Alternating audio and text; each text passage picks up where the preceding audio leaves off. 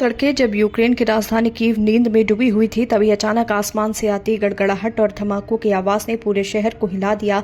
रूस ने एक साथ 600 से अधिक ड्रोन और 48 मिसाइलें दाग कर युद्ध का अब तक का सबसे बड़ा हमला किया। ये हमला करीब 12 घंटे तक चला। कीव सहित कई इलाकों में तबाही के निशान छोड़ते हुए ये कार्रवाई मानवता को झकझोर देने वाली साबित हुई।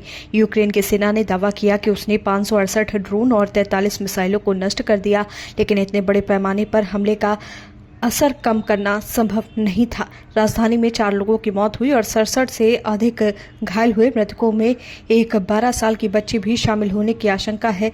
उपनगरीय इलाकों में घर पूरी तरह ढह गए और गाड़ियां मलबे में दब गए।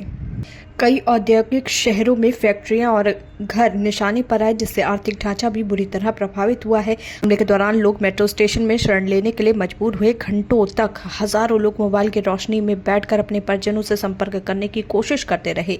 सुबह 9:13 पर जब एयर अलर्ट समाप्त हुआ, तब जाकर स्थिति कुछ हद तक सामान्य हुई, लेकिन तब तक दर्जनों परिवार बेघर और बेसहारा हो चुके थे। इस हमले का असर सिर्फ यूक्रेन तक सीमित नहीं रहा, पड़ोसी पोलैंड को भी सतर्क रहना पड़ा। उसने एहतियातन दक्षिण पूर्वी हिस्से का हवाई क्षेत्र बंद कर दिया और वायुसेना के फाइटर जेट उतार दिए। यद्यपि कुछ घंटों बाद स्थिति सामान्य हो गई, लेकिन ये संकेत स्पष्ट था कि युद्ध सीमाओं के पार फैल सकता है। यूक्रेन के राष्ट्रपति वोलोदिमीर ज़ेलेंस्की ने हमले को युद्ध का सबसे बड़ा और योजनाबद्ध आक्रमण बताया। उन्होंने कहा कि रूस अपनी ऊर्जा आय से इस युद्ध को जारी रखे हुए है, इसलिए अंतर्राष्ट्रीय समुदाय को तेल और गैस पर उसकी कमाई तुरंत रोकनी चाहिए। उनका सीधा संदेश अमेरिका, यूरोप, G7 और G20 देशों को था कि वो केवल बयानबाजी से आगे बढ़ें और ठोस कदम उठाएं। असल में रूस का मकसद केवल सैन्य ठिकानों पर प्रहार करना नहीं था। यह हमला मनोवैज्ञानिक युद्ध का भी हिस्सा था। नागरिक बस्तियों और औद्योगिक ढांचों को निशाना बनाकर रूस जनता का मनोबल तोड़ना चाहता है।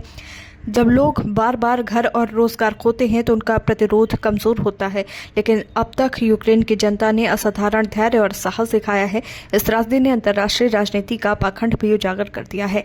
अमेरिका और यूरोप हथियार भेजते हैं, लेकिन रूस की ऊर्जा आय पर पूरी तरह रोक लगाने से उनकी अपनी अर्थव्यवस्था उस पर निर्भर है। यही कारण है कि रूस को युद्ध जारी रखने की ताकत मिल रही है। ज़ेलेंस्की की अपील दरअसल इसी दोहरे रवैये को उजागर करती है। ये हमला केवल यूक्रेन की त्रासदी नहीं, बल्कि वैश्विक शांति व्यवस्था के लिए गंभीर खतरा है। जब एक राजधानी 12 घंटे तक 600 ड्रोन और दर्जनों मिसाइलों की मार झेल सकती है, तो कल ये संकट किसी और देश के दरवाजे पर भी दस्तक दे सकता है। संयुक्त राष्ट्र जैसे संस्थान केवल बयान जारी करते हैं तो उनकी प्रासंगिकता भी कटघरे में खड़ी रहेगी। आज कीव की टूटी फूटी सड़कों पर नजरें डालें तो वहाँ सिर्फ मलबा नहीं, बल्कि मानवता की चीख सुनाई देती है। बच्चे जो पढ़ाई की जगह अब मेट्रो स्टेशनों में रात काट रहे हैं, महिलाएं जो रसोई छोड़कर मलबे में अपनों को तलाश रही हैं, और बुजुर्ग जो जीवन की आखिरी सांसें हथियारों की गड़गड़ाहट में ले रहे हैं। ये तस्वीरें केवल यूक्रेन ही नहीं, बल्कि पूरी दुनिया के नैतिक विवेक पर प्रश्न चिन्ह है। स्पष्ट है कि ये युद्ध अब केवल रूस और यूक्रेन का नहीं रह गया। ये एक ऐसा संकट है जिसने पूरी दुनिया को सोचने पर मजबूर कर दिया है कि क्या हम 21वीं सदी में भी साम्राज्यवादी लालसा और ताकतवर देशों के अहंकार का खामियाजा निर्दोष नागरिकों से वसूलते रहेंगे। और यदि महाशक्तियां अपने आर्थिक हितों को प्राथमिकता देती रहीं तो शांति सिर्फ किताबों और भाषणों में ही रह जाएगी।